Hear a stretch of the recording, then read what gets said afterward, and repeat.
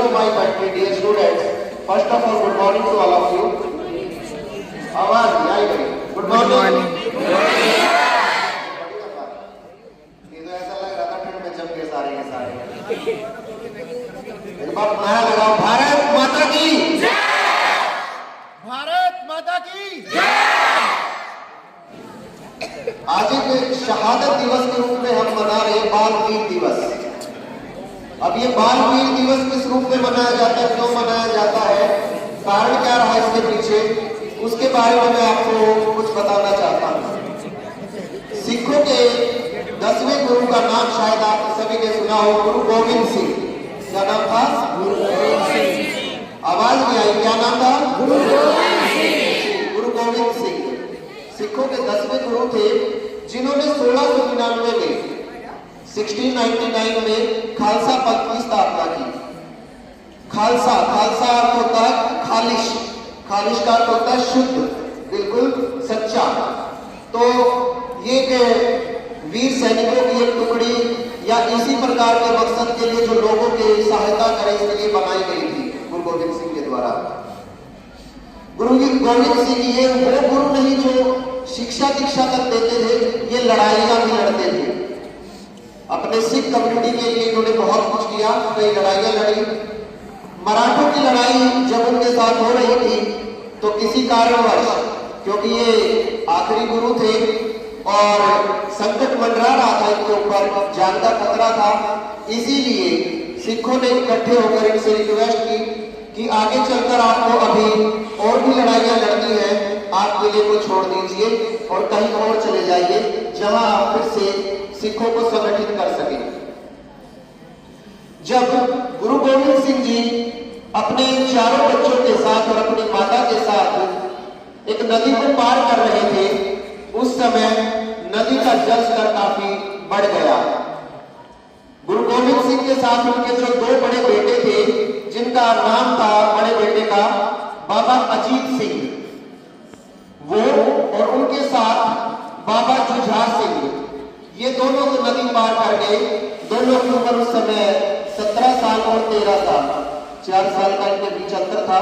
ये दोनों तो नदी पार कर गए, लेकिन इनकी माता जो बुजुर्ग थी और इनके दो सबसे छोटे बेटे, जिनका नाम था जोरावर सिंह, जो उस समय 9 साल के थे, और सबसे छोटे बेटे जिनका नाम था फतेह सिंह, जो केवल 5 वर्ष के थे, वो दोनों और ये इनकी माता जी नदी पार नहीं कर पाए. और वहां पर उन्हें एक व्यक्ति मिला जो कभी इनकी सेवा करता था, जिसका नाम था गंगू. उसने कहा कि आप मेरे साथ चलिए, मैं आपको सुरक्षित रखूंगा और जब तक मैं आपको आपके पिता तक नहीं पहुंचा देता, आपकी जिम्मेदारी मेरे ऊपर रहेगी. तो उस पर विश्वास करके वो तीनों जो है उनके साथ चले गए उनके घर पर. लेकिन वो गद्दार निकला और उन्होंने तुरंत वहां के जो सिपह सालार थे वजीर खान, उनको इसकी खबर पड़ गई या उनको जाकर बता दिया कि गुरु गोविंद सिंह के 2 बेटे मेरे पास हैं, उनकी माता भी. तुरंत सैनिकों को भेजा गया और इन दोनों बच्चों को, जो केवल एक 9 वर्ष का था, एक 5 वर्ष का था, उनको बुलाया गया दरबार में और उनको कहा गया कि आपकी उम्र को देखते हुए मैं आप पर तरस खा सकता हूं, लेकिन मेरी एक शर्त है कि आपको अपना धर्म परिवर्तित करना पड़ेगा, आपको मुस्लिम धर्म अपनाना पड़ेगा. मुगल जो है मुस्लिम कम्युनिटी से बिलोंग करते थे, तो उन्होंने जो है उनसे कहा कि यदि आप अपना धर्म परिवर्तित कर लेते हैं तो मैं आपकी जान बख्श दूंगा. दोनों बच्चे बड़े ही निडर थे, उन्होंने साफ इनकार कर दिया कि हम ऐसा कभी नहीं करेंगे, आपको जो भी सजा देनी है वो दे सकते हैं. उनको 1 दिन का मौका दिया गया. पूरी रात में सर्दी में रखा गया, बाहर ठंड में. तो उसके बावजूद भी अगले दिन जब दरबार लगा, उनसे पूछा गया कि क्या आप तैयार हैं अपना धर्म परिवर्तित करने के लिए? तो बड़े साहस के साथ दोनों बच्चों ने इनकार कर दिया कि आप जो भी सजा देना चाहे वो हमें मंजूर है, लेकिन अपना धर्म परिवर्तित करना हमें किसी भी सूरत में मंजूर नहीं है. इसके बाद वजीर खान गुस्सा हो गया और उसने उन दोनों बच्चों को दीवार में चुनने का जो है आदेश दे दिया। बताते हैं कि दीवार चुनने के काफी देर बाद तक भी दोनों की आवाजें दीवार के पीछे से आती रही।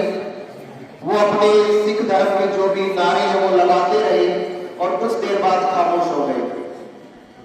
कुछ घंटों बाद ऐसे किंवदंतियां हैं कि दीवार को तुड़वाया गया ये देखने के लिए कि दोनों मर चुके या नहीं, और कुछ सांसें बाकी थी उनकी, लेकिन उनके ऊपर तरस नहीं खाया गया। बताते हैं कि उनको फिर काट दिया गया, उनके सर कलम कर दिए गए या जो भी था। तो ऐसी जो है पौराणिक कथाएं हमारे धर्म ग्रंथों में पढ़ने को मिलती है। तो देखिए, जब ये छोटे छोटे बच्चे, एक केवल 9 वर्ष का और दूसरा केवल 5 वर्ष का, अपने धर्म के लिए अडिग थे कि जान जाती है चली जाए, लेकिन हम अपना धर्म परिवर्तित किसी भी हालत में नहीं करेंगे। तो इससे हमें प्रेरणा मिलती है कि जो सही है उसके लिए अगर जान भी जाती है तो चली जाए, लेकिन गलत का साथ कभी नहीं देना। तो आप बच्चे जो आज यहां बैठे हैं, आने वाले भारतवर्ष के कर्णधार हैं। बहुत कुछ आपको करके दिखाना है। ये बच्चे चले गए एक उम्मीद लेकर कि आने वाला भविष्य हमसे कुछ सीखेगा, और उम्मीद करता हूं कि आपके अंदर भी वो भावनाएं जागृत होंगी या है भी कि हमें अपना धर्म केवल वो नहीं होता हिंदू मुस्लिम सिख ईसाई नहीं। आपका धर्म, आपका कर्तव्य है पढ़ाई करना है। इस समय अगर आप इस धर्म का पालन नहीं कर रहे हैं तो कहीं ना कहीं आप ही देश के लिए गद्दारी कर रहे हैं बेटा, क्योंकि आगे चलकर आपको बहुत कुछ इस देश के लिए करना है, तो उसके लिए आपको पढ़ना पड़ेगा। जितने भी बड़े बड़े अफसर आप देखते हैं जो भी हाई पोस्ट पर है या जो भी देश के लिए कुछ कर रहे हैं, एजुकेशन फील्ड में जाने के बाद ही वो ऐसा कर पाते हैं। तो उम्मीद करता हूं कि आप इन दोनों बच्चों से एक सीख लेंगे और एक बार मेरे साथ नारा लगाएंगे, श्री गुरु गोविंद सिंह जी की, श्री गुरु गोविंद सिंह जी की, जोरावर सिंह जी की, फतेह सिंह जी की। Thank you very much. आज छुट्टी के बावजूद भी, छुट्टी कैंसिल होने के बाद आपको इन्फॉर्म किया और सभी बच्चे मैक्सिमम स्कूल में आए, तो इसके लिए बधाई के पात्र हैं आप। तो सरकार ने जैसे आदेश दिए थे कि आज बाल वीर दिवस को मनाना है, और जैसे देवेंद्र जी ने बहुत ही बढ़िया तरीके से बताया था कि जो गुरु गोविंद सिंह के जो 4 बेटे शहीद हुए, उसी शहादत को याद करके आज का दिन उन बच्चों के लिए मनाया जाता है। आप ये कल्पना कीजिए कि 8 साल का बच्चा और ये 5-6 साल का बच्चा, उनके अंदर कितना जज्बा था, अपनी दादी के साथ थे वो, और उनको किस प्रकार से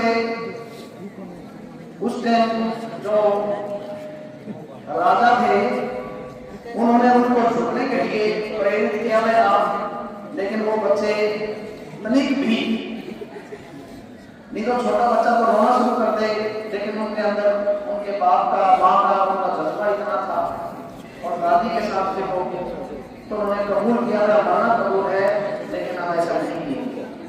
तो इसी का क्या मकसद है इसका कि मैं हमें सच्चाई के रास्ते पे, धर्म के रास्ते पर अटल रहना चाहिए। ये नहीं है कि वे हम कहीं भूल जाएं। तो उसकी सच्चाई की बात के ऊपर ये आज का दिन जो है बाल वीर के रूप में मनाया गया, और सभी बच्चों ने, देवेंद्र जी ने, मैडम ने और पवन जी ने तो बिल्कुल सम्मान दिया। एक बार तालियां तो सभी के लिए बनती है। और ये तो पवन जी का एक हाथ बंद था, अगर एक हाथ और खुला